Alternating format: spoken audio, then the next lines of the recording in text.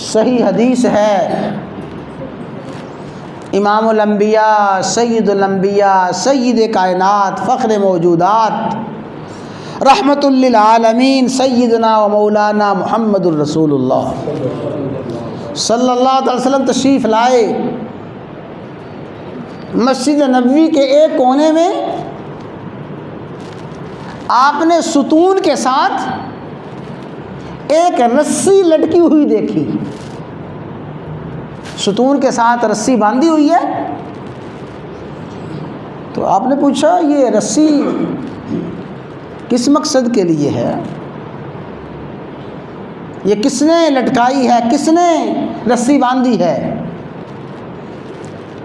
بتایا گیا یا رسول اللہ صلی اللہ علیہ وسلم یہ آپ کی زوجہ مطہرہ سیدہ زینب نے رسی باندھی ہے، اور سیدہ زینب کا خیال یہ ہے کہ نماز پڑھتے ہوئے، قیام کرتے ہوئے اگر کہیں نیند کا غلبہ ہو اور سستی کا غلبہ ہو تو میں اس رسی کو اپنے بالوں کی چوٹی کے ساتھ باندھ لوں گی، جب یوں جھٹکا لگے گا، جھٹکا لگنے کی وجہ سے بالوں میں کھچاؤ آئے گا، سستی دور ہو جائے گی۔ اپنی سستی دور کرنے کے لیے اور اپنے نیند کے غلبے کو دور کرنے کے لیے سیدہ زینب نے رسی باندھی ہوئی ہے۔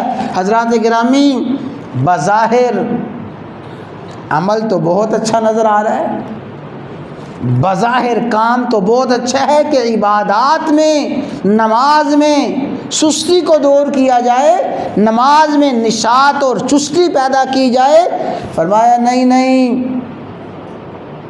یہ رسی باندھنے کی اجازت نہیں ہے، جب تک تمہاری طبیعت میں نشاط ہو، طبیعت میں چستی ہو، طبیعت میں آمادگی ہو، اور جب تک تمہاری طبیعت میں استطاعت ہو عبادت کرو، اور جب نیند آ جائے سو جاؤ، اس لیے کہ عبادت کرتے ہوئے، مانگتے ہوئے تم تو تھک سکتے ہو اور تھک جاؤ گے، جس کی عبادت کر رہے ہو وہ کبھی نہیں تھکتا۔